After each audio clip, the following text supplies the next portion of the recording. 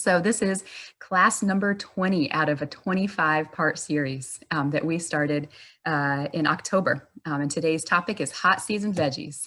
And we started this series back in October because we were getting so many phone calls and emails and general inquiries from folks who were really interested in growing some of their own food, either for the first time in Florida or just in general for the first time. And we're just running into all sorts of problems. So we basically pulled the top 25 questions that we get from folks and turned them into a series. And today's is session number 20, choosing the right veggies for April through July gardening in Florida. I'm going to dive right in. This is, the University of Florida has some really neat infographics that help you figure out what to plant when, depending on what part of the state you live in and what season we're in. And so you can see this is the March infographic right here, the month that we're just ending. And you can see that it is broken down into the north, central, and south parts of Florida. And Sarasota County, where we are, actually is literally cut in half between the central and the south zones. So a lot of folks in our area kind of play with what can be planted when between that central and south recommendations. And you can see that in March, there's still quite a bit that we can put in the ground. But this is really the beginning of the hot season in Central and South Florida. North Florida is not quite there, but Central and South Florida, we are starting to get hot and steamy. And we'll send you all sorts of information via follow-up email in the next few days that will have links to all of these infographics and lots of other resources as well. So once we roll around into July, you can see there is nothing left on almost nothing left on that planting chart, right? For North, Central, or South Florida. And the three things that you can still see there are sweet potatoes, okra, and southern peas, which just so happen to be some of my favorite veggies. I grew up in the Southeast and definitely grew up eating these things. But for folks that didn't grow up in areas that eat a lot of sweet potatoes, okra, and southern peas, it can be a little mysterious as to what to do with them. So we'll get into that in a second. Once August rolls around, it's time to start thinking about fall crops in most places. And I know you can't see the details of this picture very well, and you don't need to. We'll send you all these details later. But I just wanted you to see that, in North Florida, by the time August is rolling around, it's really time to start putting in fall crops again, just starting to be in Central and South Florida. And then by the time September rolls around, you can really start bountifully planting again.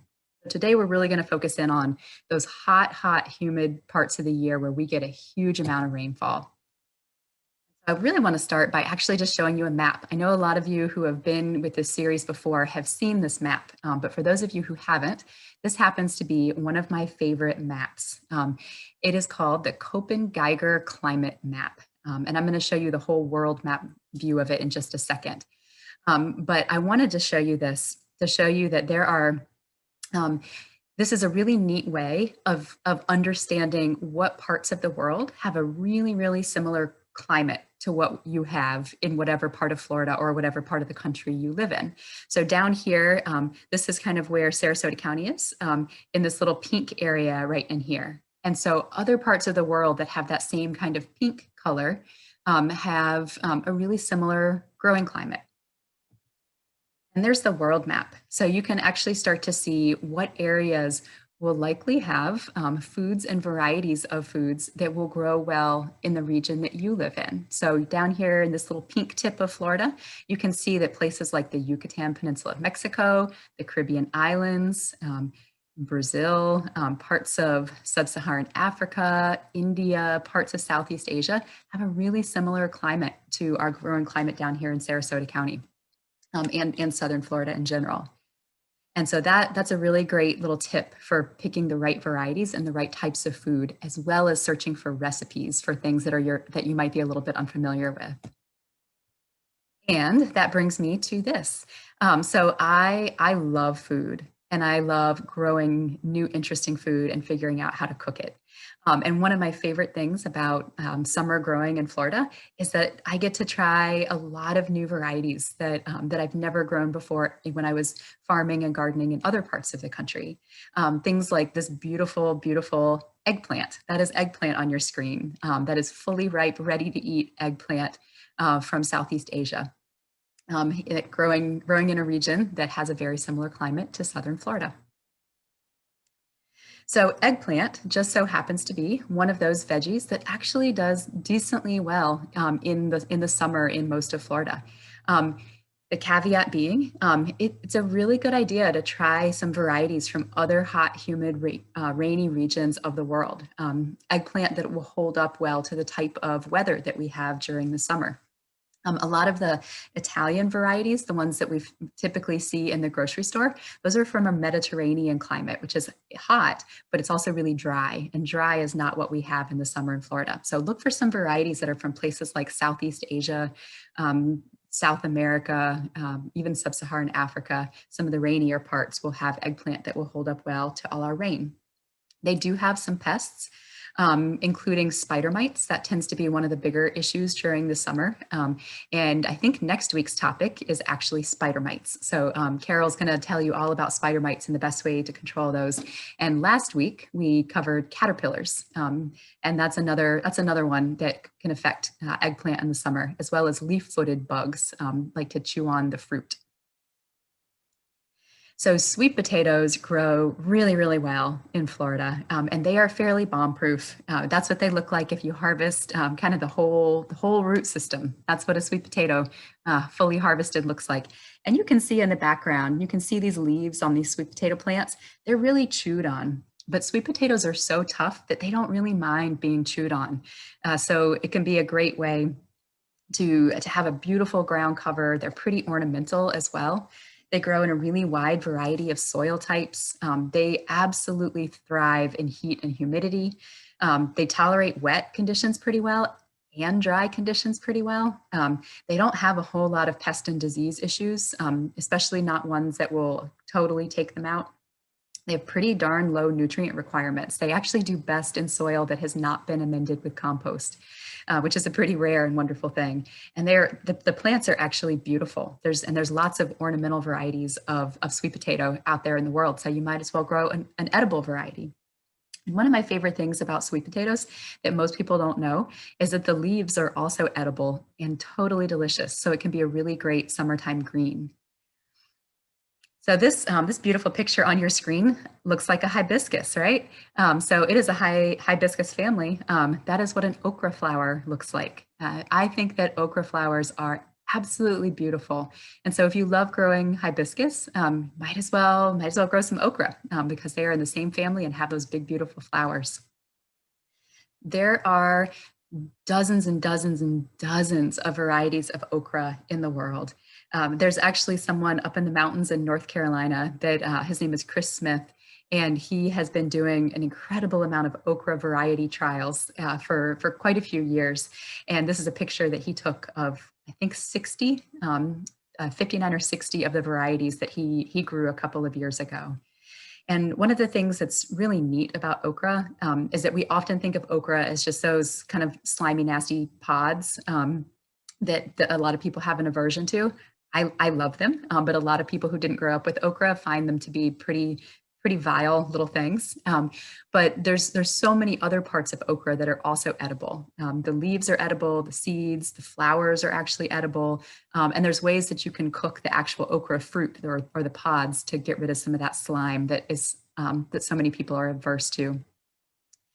And so in terms of recipe ideas, think about it in terms of where okra is traditionally eaten, and look for recipes that correspond with that. So okra is actually native to Ethiopia. And if you have ever had okra done in an Ethiopian style, or if you have never had that before, give it a try. It is so good.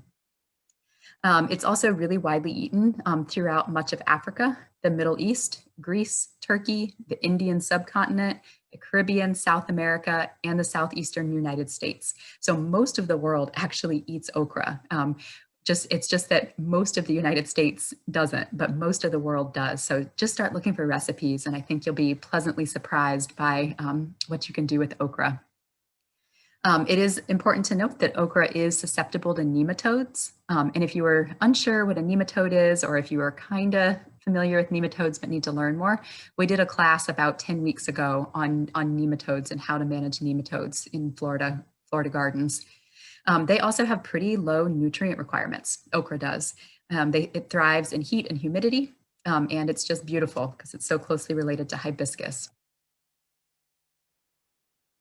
So southern peas, this is another really fun one. They go by so many different names, including field peas, cow peas, crowder peas, black-eyed peas. There's lots of other names. They are originally from Africa, were brought over centuries ago, and they've since spread across the entirety of the hot regions of the world. They are eaten all over the world, and there's so many different varieties, and they're all a little different, and they're all absolutely beautiful. And they can all be eaten either fresh or in their dried forms, and they're high in protein, and they're just a really neat summer vegetable. We call them peas, but they are actually technically a bean, which is why they look like a bean and not a pea. And there's lots of websites and seed companies that specialize in southern peas. So just do a little internet search and you will find some of them. That's what the leaves of a lot of the southern peas look like. And they happen to absolutely love heat and humidity, sandy soil, and low soil nutrients, which is pretty great because that's what we've got in most of Florida. They have relatively few pest and disease issues. They hold up quite well to pest and diseases, even during the hot, humid part of the year. And one of the best things is that some varieties are actually quite resistant to nematodes, which is pretty amazing. So look for some of those varieties that have some nematode resistance. That's a pretty good idea in Florida. And then once again, this is one of those little known in America, edible greens. The greens of cow peas or southern peas, whatever you'd like to call them, are edible and delicious. There's so many recipes for them across the internet. This is one that I just pulled. I just did a screenshot of the actual recipe right off the internet. This is a recipe from southern India that involves coconut flakes and all sorts of other delicious things. And the young leaves, young bean pods, and mature beans are all edible and delicious. So amaranth is one that some people are familiar with as an ornamental. There's so many different kinds of ornamental amaranths. They're all absolutely beautiful. Some people are also familiar with amaranth as a grain. I love amaranth as a grain. Those big heavy seed heads produce thousands of tiny little seeds that you can eat. You can eat it as a porridge. You can eat it popped like popcorn, like tiny little popcorn. But most people, at least in the United States, are not aware that amaranth greens are actually edible and totally delicious. They taste really similar actually to spinach. And amaranth greens go by so many different names across different cultures across the world, including callaloo, Chinese spinach, Indian kale, and there's so many more. Every culture has its own name for amaranth greens. And there's so many different kinds of amaranth greens as well.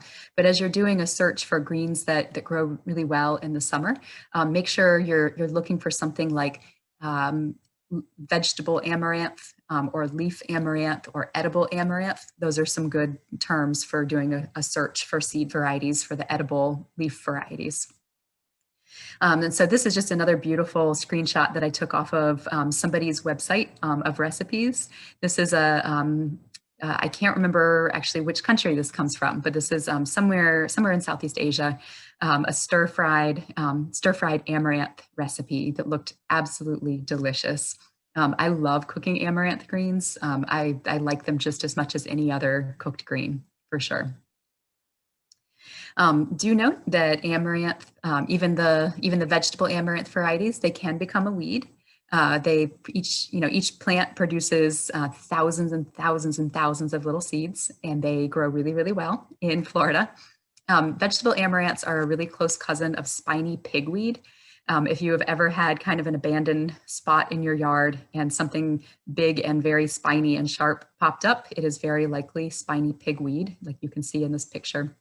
Um, it is, you actually can eat the leaves of spiny pigweed, but the process of harvesting those leaves is a little bit dangerous because of those spines. But vegetable amaranth or leafy amaranth thrives in heat and humidity, sandy soil, and low soil nutrients. So you can see there's a bit of a theme to a lot of our summer, our hot season veggies. They tend to do really well in exactly the climate that we have. They also have relatively few pest and disease issues. They're pretty darn resilient, which is one of the things that can make them become such a successful weed. So if you do grow them, just make sure you keep up with harvesting them.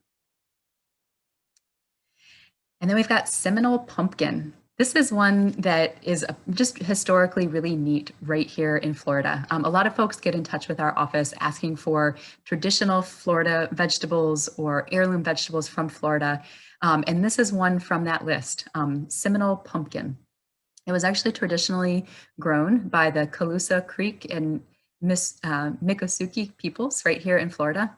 And the Seminole people actually gave the name Chassahowitzah to a region of Southwest Florida. And that name, the translation of that name is pumpkin hanging place. And it's thought that the pumpkin that they're referring to is most likely Seminole pumpkins, or a really closely related variety. And pumpkins and other winter squash can be really hard to grow in Florida, but this is hands down one of the easiest and most reliable edible pumpkins or edible winter squashes that you can eat in Florida or grow in Florida. And calling it a winter squash is definitely a misnomer because it does not grow in the winter. It specifically grows during our hot, humid, wet season in the summer. So once again, they thrive in heat, humidity, sandy soil, and low soil nutrients. This is what they look like when they have ripened up. They turn a similar shade of kind of a tan as like a butternut squash. It's a similar sort of coloring as butternut. They also have very few pest and disease issues. One of the ones that you have to keep an eye out for as the plants are getting established is armyworms, which we also covered last week. So check out that recording on our YouTube channel for a little more information on armyworms. The mature fruit weighs between 6 and 12 pounds, and it also tastes similar to butternut squash. So if you have struggled to grow pumpkins or other hard-shelled squashes in Florida, give this one a try. It's delicious, and it is hands down the easiest one to grow that you'll have the most success with. And then this is one of my favorites. This is one that most people in the United States who have spent their whole lives in the United States are really unfamiliar with. But there's a lot of the rest of the world that loves this particular funny looking little vegetable called chayote. And chayote happens to be native to Guatemala. It is related to cucumbers. And it's a climbing vine. It can become a huge climbing vine, and it definitely does best when it's trellised on a really, really supportive trellis. And in about more or less the southern half of Florida, it's perennial. The northern half of Florida, probably not perennial because it is affected by frost. But the bottom half of Florida, pretty good.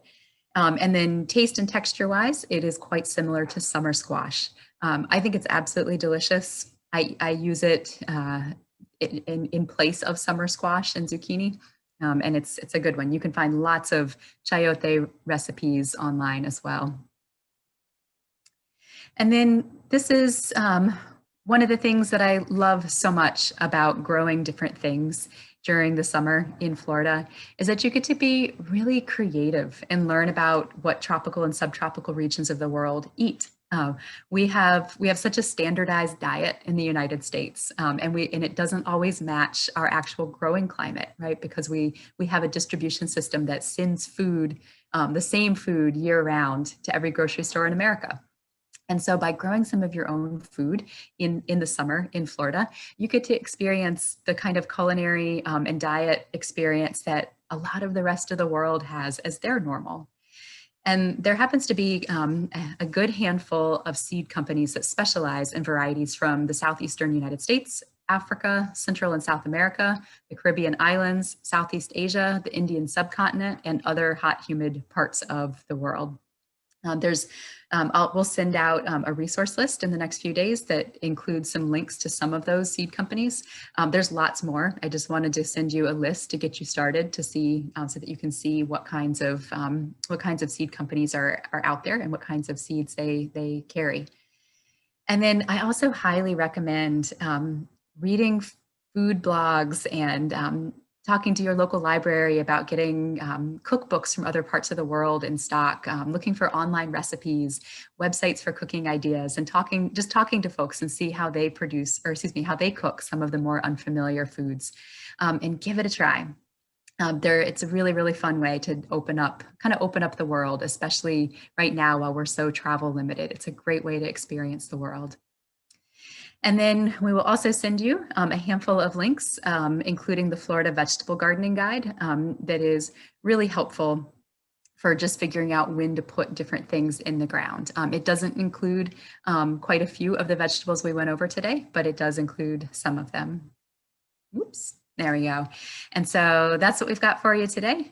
And would highly encourage you to give growing some of these foods a try. And then also just picking up recipe books and looking online for really creative recipes from other parts of the world. It is such a fun way to spice up your life. Really appreciate everything and everyone's ideas and everyone's participation in this class. This is exactly what makes it so much fun. And have fun gardening. Hot season gardening. Hot season is upon us. So with that, thank you all so much, and we'll see you next week.